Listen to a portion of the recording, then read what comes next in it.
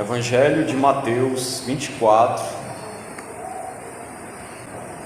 De início aqui, irmãos, eu vou ler apenas o versículo 32 e o 33. Depois nós vamos ler outros textos. Amém? Diz assim a palavra de Deus: Aprendei, pois, a parábola da figueira.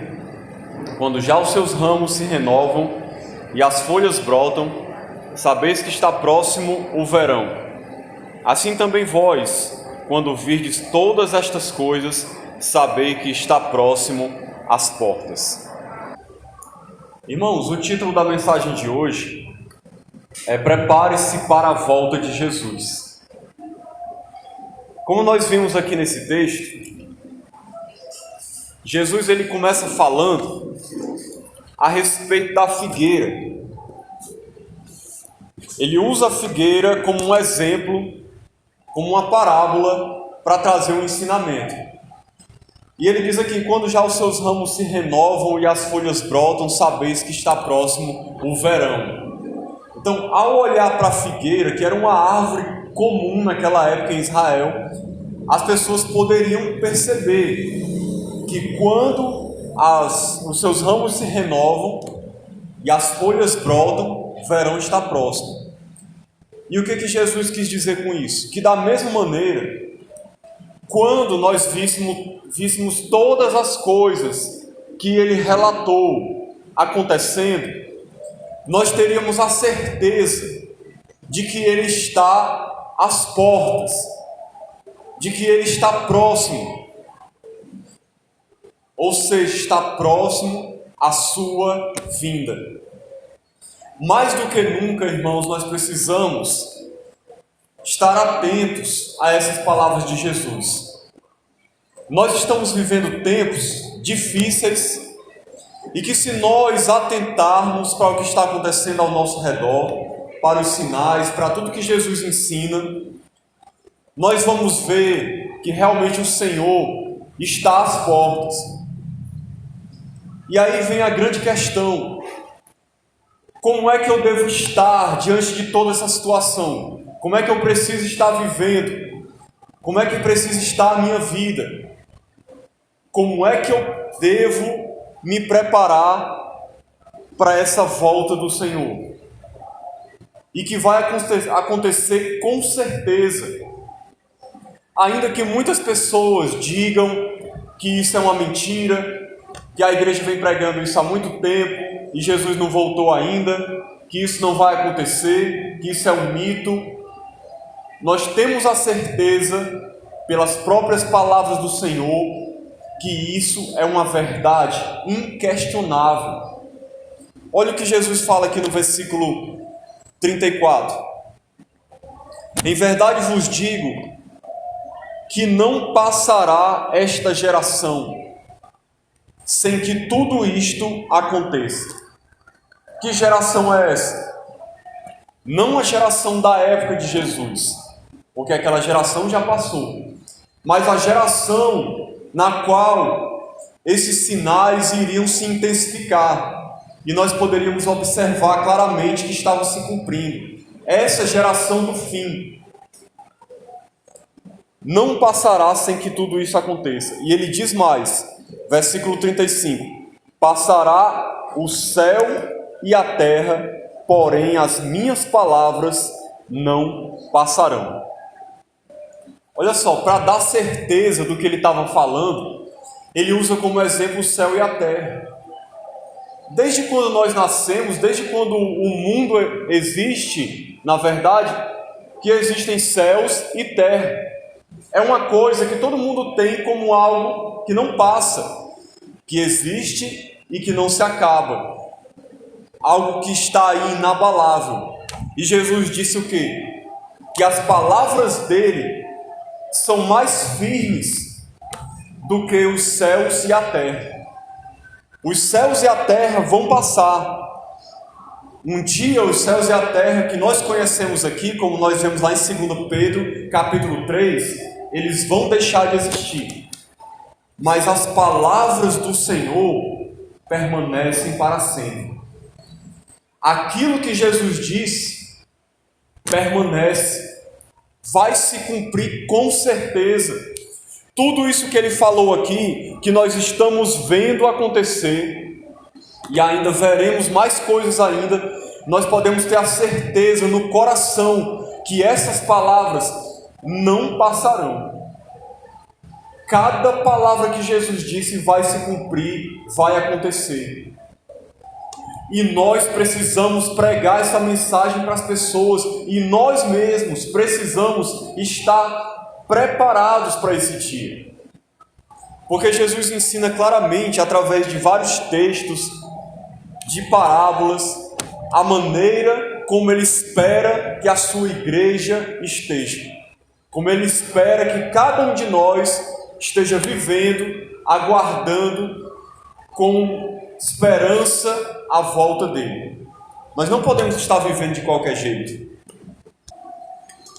A partir aqui do versículo 37, Jesus vai dizer assim: assim como foi nos dias de Noé, também será a vinda do Filho do Homem. Aqui ele está falando dele mesmo. O Filho do Homem é Jesus. Então ele faz uma comparação. Ele diz que assim como foi nos dias de Noé, será a vinda dele. E como é que foi os dias de Noé? É o que ele vai começar a falar agora. Quando nós olhamos o relato bíblico a respeito de Noé, e também lá em Lucas ele fala sobre a cidade de Sodoma, a destruição de Sodoma. E ele fala que esses tempos do fim seriam como os dias de Noé, como os dias de Sodoma. E nós, ao olharmos para a situação daquela época, nós podemos ver que a mesma coisa acontece hoje. E nós devemos tirar um ensinamento para as nossas vidas a respeito disso. E o que acontecia naquela época? Nós sabemos que naquela época de Noé, a iniquidade havia se multiplicado sobre a terra. A maldade das pessoas era enorme. Ninguém se lembrava de Deus, ninguém queria saber de Deus, viviam no pecado, praticando mal, fazendo coisas terríveis. Por isso que Deus decidiu destruir a terra com um dilúvio, por causa da maldade do ser humano. Mas, interessante, que a ênfase de Jesus, você vai ver aqui, não é nessa questão da prática do mal, de atos pecaminosos. Preste atenção no que Jesus vai falar aqui a respeito do que acontecia naquela época e que não deve acontecer nas nossas vidas hoje. Veja o que Jesus diz: porquanto, assim como nos dias anteriores ao dilúvio, comiam e bebiam, casavam e davam-se em casamento, até o dia em que Noé entrou na arca. E não perceberam, senão quando veio o dilúvio e os levou a todos. Assim será também a vinda do Filho do Homem. Então o que acontecia aqui antes do dilúvio e que Jesus dá uma ênfase, ou seja, ele coloca como importante isso. Ele nem fala da maldade, da prática do mal. Ele diz o quê? Que as pessoas comiam e bebiam, casavam e davam-se em casamento. Quando você lê isso, uma leitura superficial, alguém pode pensar assim: mas o que tem de errado nisso? O que tem de errado em comer, em casar, dar os seus filhos para se casarem, se alimentar, fazer refeições? Qual é o problema disso? Por que Jesus trouxe isso à memória e criticou essa atitude, que as pessoas viviam desse jeito, até o dia em que veio o dilúvio? Noé entrou na arca e o dilúvio destruiu a vida de todos. Porque comer e beber não é uma coisa mal em si. Entenda beber aqui, que ele está falando, não é se embriagar. Não entenda beber no sentido como a gente geralmente conhece hoje. de encher a cara. Mas era costume daquelas pessoas beberem vinho, era algo comum na cultura deles.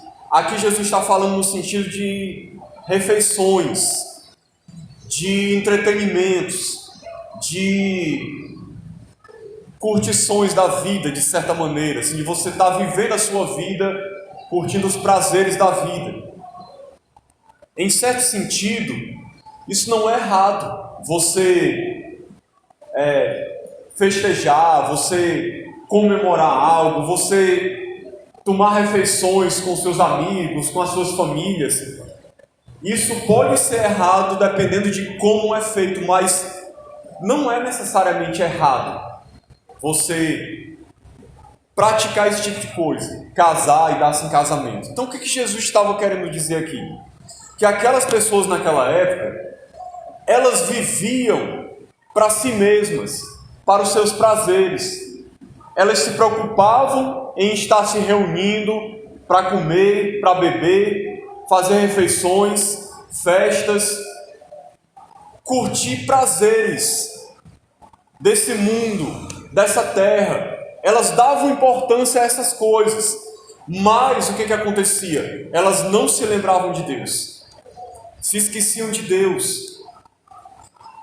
Deus não era alguém que vinha à memória deles, eles não davam importância a Deus, aos seus mandamentos, às coisas de Deus, eles só se preocupavam em satisfazer seus prazeres nesta vida. E essa é a grande questão que Jesus fala, para que nós não caiamos no mesmo erro. Porque muitas pessoas hoje querem viver a sua vida como se Deus não existisse, se preocupando simplesmente nos seus prazeres, nos seus entretenimentos, no seu lazer, em passear, em curtir, em festejar com a família ou com amigos, seja lá o que for. Quantas pessoas hoje em dia que vivem a sua vida como se Deus não existisse? Como eu disse, não é errado necessariamente você festejar, dependendo da festa. Você satisfazer certos prazeres de entretenimentos, de lazer, não é errado. O errado é quando Deus sempre está em segundo plano e a pessoa dá ênfase a essas coisas. Era o que acontecia na época de Noé. Ninguém não estava nem aí para Deus. Ninguém não pensava em Deus. Noé estava pregando que o dilúvio vinha, que o juízo de Deus ia vir sobre a terra e ninguém não estava nem preocupado. Eu até imagino as pessoas dizendo assim: vai para lá, Noé, com essa conversa, que dilúvio o quê? Da onde já se viu essa história? De que vai chover e vai inundar tudo e o mundo vai se acabar? Isso é mentira. E as pessoas curtindo a vida, vivendo como se nada tivesse acontecendo. É exatamente o que acontece hoje. Muitas pessoas vivendo para si mesmas, para os seus próprios prazeres, só pensam em curtir, em se satisfazer, em alegrar sua carne, e Deus nunca é prioridade para elas, nunca tem tempo para Deus, não se envolvem com o Senhor, não se envolvem com sua obra. Deus está sempre em segundo plano. É o que tem acontecido com muitas pessoas e que nós temos que ter o cuidado de não deixar isso acontecer conosco, de deixar o nosso coração se apegar a essa terra, a esse mundo, como se a nossa vida se resumisse a isso aqui. E nós temos que pregar para as pessoas isso, a importância de saber que existe algo além, existe um mundo por vir, existe uma vida eterna, Jesus vai voltar, tudo isso aqui vai se acabar. Nós temos que pregar essa mensagem. Jesus diz também que as pessoas casavam e davam sem casamento. É outra coisa interessante, porque alguém pode pensar: qual é o problema de casar? Qual é o problema de casar? Por que Jesus falou que as pessoas faziam isso e falou como uma forma de crítica? Jesus estava querendo dizer mais uma vez que as pessoas estavam preocupadas com as suas relações familiares. estavam dando prioridade aos seus relacionamentos com as suas famílias, com os seus casamentos, e não se importavam com Deus.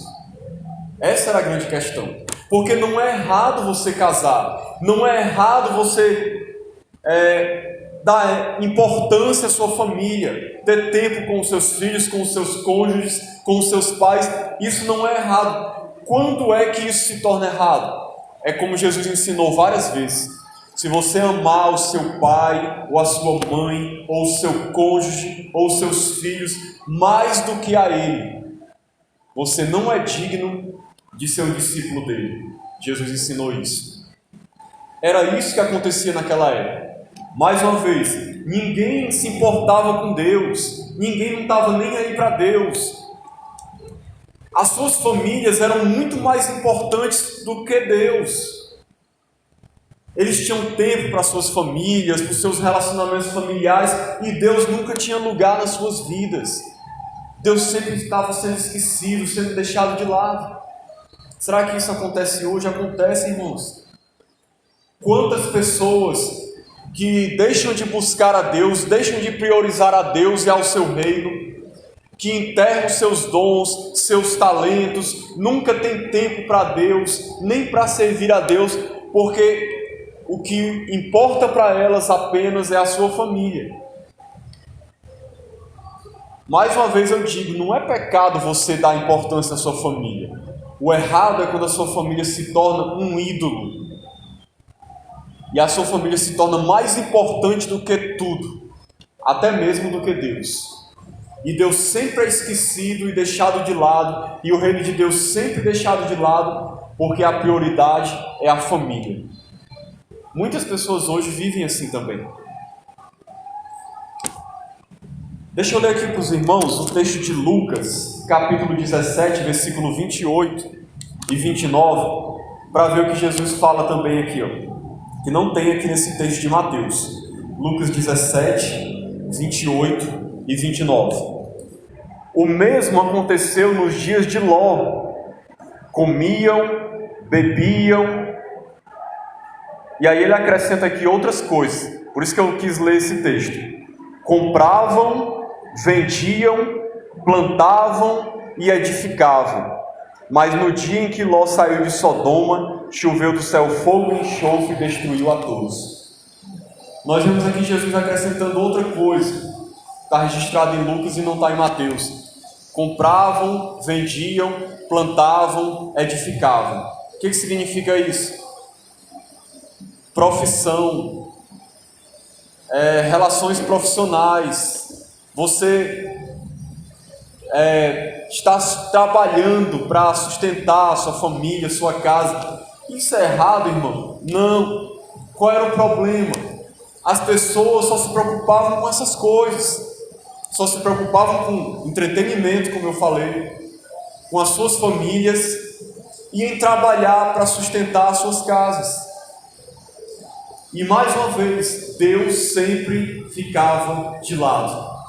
Deus sempre sendo esquecido, porque a prioridade era ganhar dinheiro, era trabalhar, era sustentar a sua família.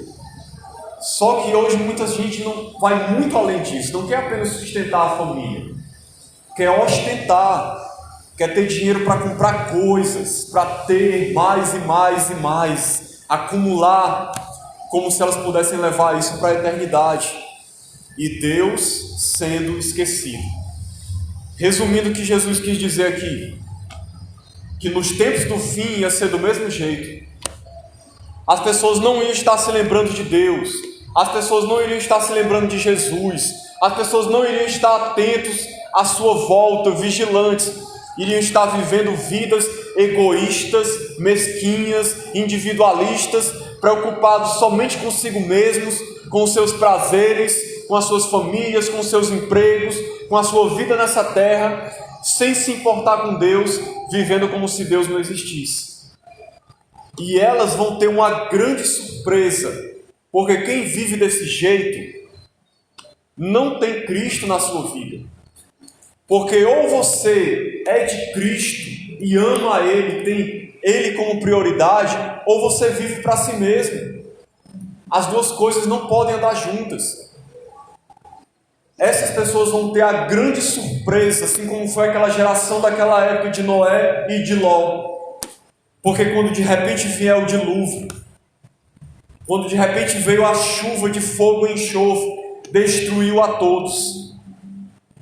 Só Noé e sua família foram salvos porque eram tementes a Deus, se importavam com Deus.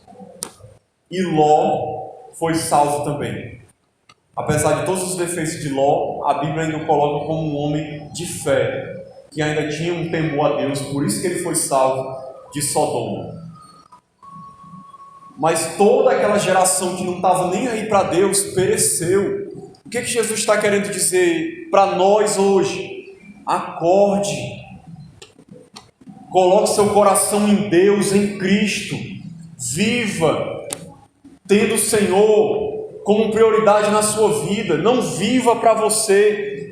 Busque a Deus, ande com Deus, viva uma vida de temor ao Senhor, aguardando a sua vinda, porque no dia que Ele voltar, você será recebido na sua presença. Mas aqueles que o ignoram nessa terra, no dia que Ele voltar, serão ignorados, serão rejeitados. É isso que o Senhor está falando. Ele está dizendo para nós, não viva desse jeito para que você não seja rejeitado naquele dia e o juízo venha sobre a sua vida.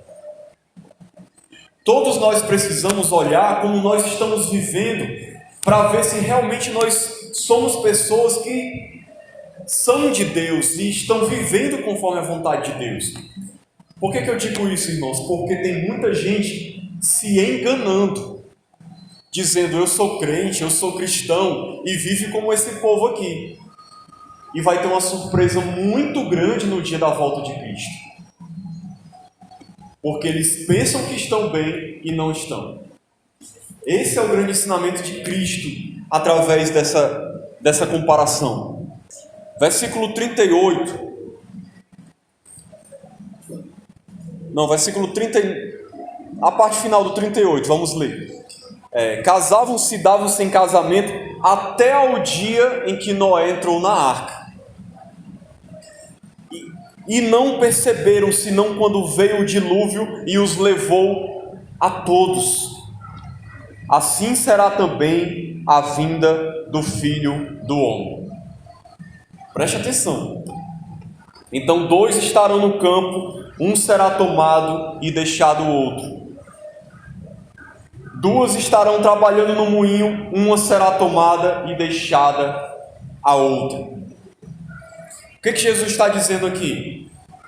A sua volta, que se compara ao momento em que veio o dilúvio, em que veio a chuva de fogo e enxofre, a sua volta trará 2 coisas. 2 coisas vão acontecer com a volta de Jesus. Trará salvação. Salvação que eu digo aqui é no sentido final da salvação, trazendo a glorificação das pessoas. E trará juízo. Essas 2 coisas vão acontecer na volta de Jesus. Eu respeito a opinião das pessoas que creem que a ordem dos acontecimentos vai ser da seguinte maneira: Jesus vai arrebatar a sua igreja, glorificando os salvos com um novo corpo, e aí aqueles que ficarem vão passar 7 anos aqui numa grande tribulação, e aí só depois é que Jesus volta de novo para trazer juízo sobre a terra e destruir tudo. Se bem que tem gente que acha que nessa segunda volta, depois da grande tribulação, Jesus não vai destruir tudo. As pessoas vão entrar no milênio. Só explicando um pouco aqui sobre escatologia. Eu respeito quem pensa assim, mas o texto, na minha opinião, é muito claro. Quando Jesus diz, comparando aqui com os dias de Noé, vai ser uma coisa só, irmãos. Vai ser um momento único. Quando Ele voltar, Ele já vem para glorificar a sua igreja e para trazer juízo, assim como foi naquele dia de Noé. Ele colocou a família de Noé na arca e enviou o dilúvio sobre a terra e destruiu tudo. Tirou Ló e a sua família de Sodoma e lançou fogo e enxofre sobre a cidade. Quando Jesus voltar, ele vai levar a sua igreja e vai destruir essa terra. Todos aqueles que ficarem aqui vão ser destruídos pelo fogo, juntamente com o anticristo, com o falso profeta, com todos os exércitos do anticristo. Como diz lá em 2 Pedro, capítulo 3, que a volta de Jesus trará fogo sobre a terra, trará juízo. E ele ainda compara com o dilúvio, que o mundo se acabou com água, dessa vez a destruição vai ser com fogo. Eu não vou ler o texto de 2 Pedro 3, porque senão vai demorar muito, mas é só para os irmãos terem uma ideia. Então a volta de Jesus vai acontecer isso. Ou nós vamos ser como Noé e Ló, e escapar dessa destruição e receber a glorificação, ou o juízo virá sobre aqueles que vivem dessa maneira, como eu falei antes. Então nós temos que saber que a volta de Jesus vai trazer isso, dá uma ideia de uma vinda única, e depois da grande tribulação, porque muita gente ensina que, como eu disse, vai ter um arrebatamento antes da grande tribulação. Mas olha o que Jesus fala aqui no versículo 29. No mesmo capítulo. Logo em seguida, a tribulação daqueles dias, o sol escurecerá, a lua não dará sua claridade, as estrelas cairão do firmamento. Aqui ele está detalhando a volta dele, certo? E os poderes dos céus serão abalados. Então aparecerá no céu o sinal do Filho do Homem. Qual é o momento da volta de Jesus aqui? Depois da tribulação daqueles dias, que é a grande tribulação. Ele tinha acabado de falar da grande tribulação, do anticristo, da perseguição que vai ter, e aí ele fala da sua volta. E ele diz, todos os povos da terra se lamentarão e verão o Filho do Homem vindo sobre as nuvens do céu com poder e muita glória. Por que os povos da terra lamentarão? Porque quando eles virem Jesus vindo, Jesus não vem mais como um Salvador. Naquele momento não adianta mais dizer, Jesus me perdoa por eu ter esquecido de Ti a minha vida toda, por eu ter dado prioridade a mim, só ter me preocupado com os meus prazeres, com o meu trabalho, em ganhar dinheiro, com a minha família. Me perdoa, Senhor, eu Te amo, me leva para a Tua presença. Não vai ter mais tempo para isso. É por isso que as pessoas vão lamentar. Vão lamentar profundamente, porque Jesus não vem naquele momento para oferecer salvação. Ele vem para glorificar a sua igreja e para derramar juízo sobre a terra.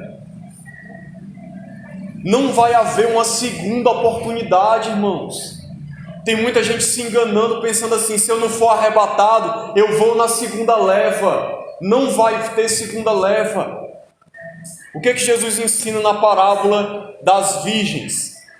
Depois que a porta se fechar, não adianta bater. Não adianta dizer, Senhor, abre a porta para nós. Ele vai dizer, como disse para elas, eu não conheço vocês. Irmãos, isso é muito sério. O momento da gente realmente viver como pessoas de Deus e demonstrar com a nossa vida que nós realmente somos povo de Deus é hoje. De realmente buscar o reino de Deus em primeiro lugar, porque no dia que Jesus voltar, Ele vem para julgar e para levar a sua igreja. E eu não estou falando isso para colocar medo em você, porque a igreja, aquele que é verdadeiramente salvo, que sabe que o seu coração está em Deus, esse dia para ele não vai ser um dia de juízo, esse dia vai ser um dia de alegria extrema, porque ele vai ser levado para estar com o Senhor num corpo glorificado por toda a eternidade. Agora, para aquele que não vai ser arrebatado e que vai sofrer o juízo de Deus, vai ser terrível. Imagine a sensação de você saber que o Senhor voltou, veio para julgar, que você não está no meio do povo dele, porque ignorou a ele durante a sua vida, e que a única coisa que resta é juízo, e que não há mais nenhuma oportunidade. que toda oportunidade acabou? Se as pessoas soubessem como isso é sério, irmãos, e a gente precisa pregar isso para elas. As pessoas, se entendessem isso, mais pessoas se voltariam para Cristo. Se entendessem a seriedade dessas questões. Versículo 42 diz assim: portanto, vigiai, porque não sabeis em que dia vem o vosso Senhor. Ou seja, esteja atento. O que é vigiar? É você viver uma vida de atenção, onde você está o tempo todo examinando como é que está a sua vida, se você realmente é um servo de Deus, para que você tenha convicção de que você é realmente um salvo, de que você vai estar firme na presença de Deus naquele dia. E vivendo de uma maneira que agrada ao Senhor. Mas considerar isto: se o pai de família soubesse a que hora viria o ladrão, vigiaria e não deixaria que fosse arrombada a sua casa. Por isso ficai também vós apercebidos, porque a hora em que não cuidais, o Filho do Homem virá. Deixa eu ler aqui também Lucas 21, 36. Vigiai, pois, a todo o tempo, orando, para que possais escapar de todas estas coisas que têm de suceder e estar em pé na presença do Filho do Homem. Olha só o que ele fala aqui, como é interessante. Vigiar o tempo todo, orando, para que vocês possam escapar de tudo isso que vai acontecer. Tudo isso que? As coisas que ele falou antes. E vocês possam estar em pé na presença do Filho do Homem. Ou seja, quando ele voltar, você está de pé na presença dele ali, verdadeiramente salvo. Assim é que a igreja vive. A verdadeira igreja que vai para o céu vive em vigilância, orando, vivendo em santidade, buscando a Deus, e vai estar de pé na presença de Cristo. E vai escapar de tudo que ele falou que aconteceria. Tudo o que? Vem a grande questão, né? Que coisas são essas que tem de suceder, que a gente tem que escapar? Eu sei que o meu tempo já extrapolou, mas deixa eu pegar só uns 3 minutinhos aqui para falar uma coisa muito importante. Irmãos, Jesus falou dos sinais da sua vinda. Nós temos que estar atentos ao que está acontecendo no mundo. Jesus falou que haveriam guerras, rumores de guerra, fomes, pestes, terremotos. Falou de que o amor esfriaria. Falou das falsas profecias, dos falsos profetas. Vários sinais que mostram que ele está vindo. Além de tudo isso, ele falou dos tempos de grande tribulação que nós vamos passar nessa terra.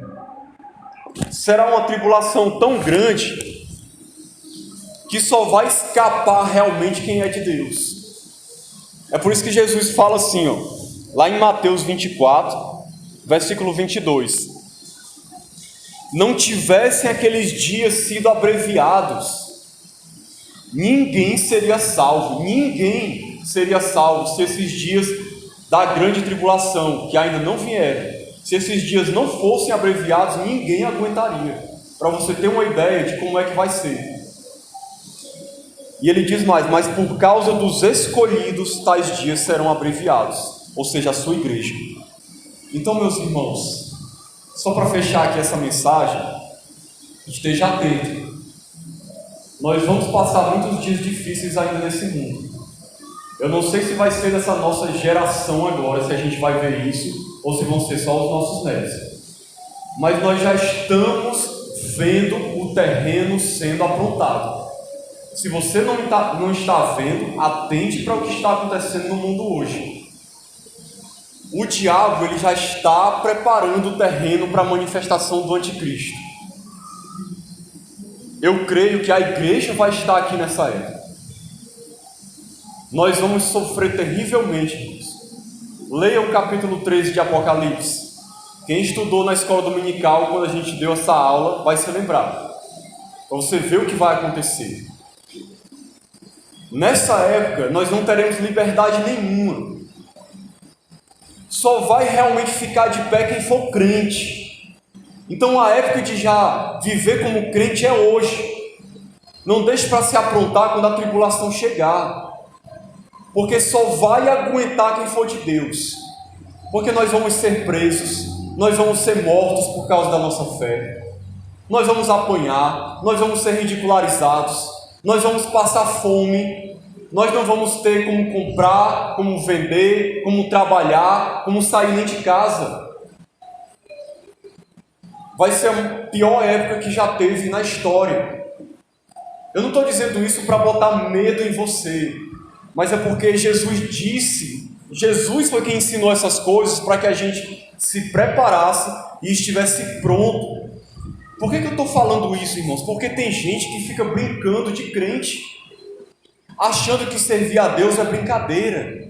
Hoje nós temos liberdade aqui no Brasil, por enquanto, mas vai chegar um momento em que nós vamos perder essa liberdade. E se você estiver atento ao que está acontecendo aí, nós já estamos vendo sinais de que essa liberdade nossa vai ser tirada. Se você não tem percebido isso, preste atenção no que está acontecendo.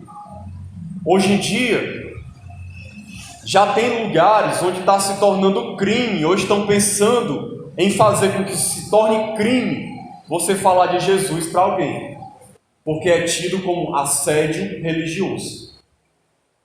Você está assediando a pessoa, está cometendo um crime, está sendo um preconceituoso, um intolerante que está querendo impor a sua religião para as pessoas. Por enquanto nós estamos vendo só os sinaizinhos de fumaça, mas isso vai acontecer. Pode ter certeza que nós vamos ser considerados criminosos se a gente quiser evangelizar alguém, quiser falar de Jesus para alguém.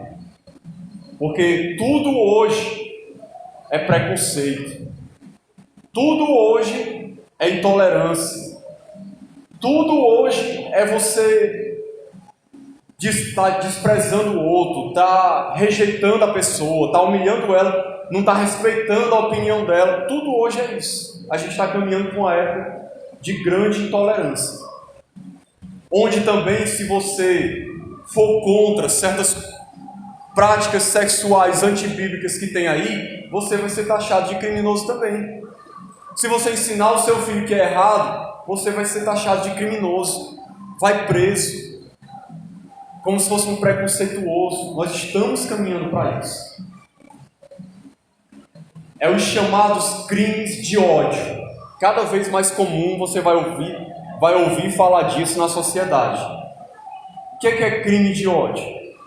É você, na cabeça das pessoas que inventaram isso, você falar qualquer coisa contra a religião de alguém ou contra uma prática pecaminosa de alguém, você vai ser tido como alguém que está agindo com ódio, com intolerância, com preconceito, e você vai ser tido como um criminoso, digno de prisão e de morte. Ainda não é assim, mas pode ter certeza que vai acontecer isso.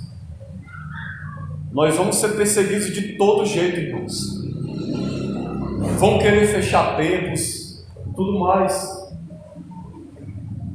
Às vezes a gente pensa, quando ouve falar da marca da besta, que é uma coisa assim, inatingível, uma utopia, não tem nem perigo de acontecer. Olha o que está acontecendo hoje, esse passaporte sanitário. Eu não vou nem entrar na questão aqui se você deve se vacinar ou não quero nem entrar nessa questão. Eu estou falando da questão de você ser proibido de trabalhar ou proibido de entrar num local se você não cumpre uma determinada regra que foi imposta pelo governo. Será que você não consegue perceber o ensaio?